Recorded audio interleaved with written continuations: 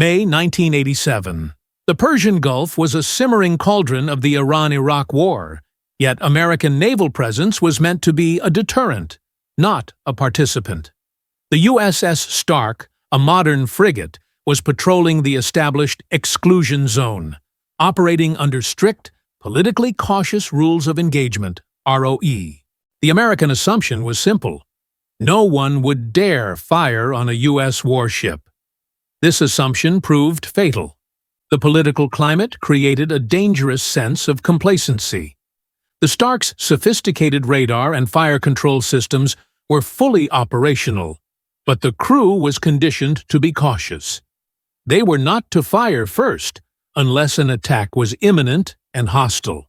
This restriction meant the crew was hesitant to fully activate their defense systems, fearing a political incident. The modern warship was crippled not by technology, but by bureaucracy. On the evening of May 17, 1987, an Iraqi Mirage F-1 fighter jet, a French-made aircraft flown by the Iraqi Air Force, then an unofficial U.S. ally against Iran, approached the Stark's position. The Stark's radar detected the jet. The jet was tracked. But the Stark assumed the plane was simply conducting surveillance, as was common. The fatal moment came when the jet fired 2 Exocet anti-ship missiles from a distance of over 20 miles. The Exocet was a low-flying, sea-skimming missile designed to fly beneath the Stark's main radar view. Crucially, the Stark's sophisticated combat system failed to automatically classify the Exocet missiles as a hostile threat until the very last seconds. When the warning finally sounded, it was too late. The crew frantically attempted evasive maneuvers and to launch chaff, but the first missile slammed into the Stark's port side. The entire defense system, designed to protect the ship from multiple threats, was defeated by complacency and a cheap, simple French missile. The first Exocet missile did not explode immediately, but its remaining fuel ignited a massive, raging fire that turned the ship's berthing areas into an inferno. The second missile, which followed moments later, struck the same area and exploded, deepening the catastrophe. The fire below deck was horrific. 37 American sailors were killed in the blast and subsequent fire, many dying in their sleep.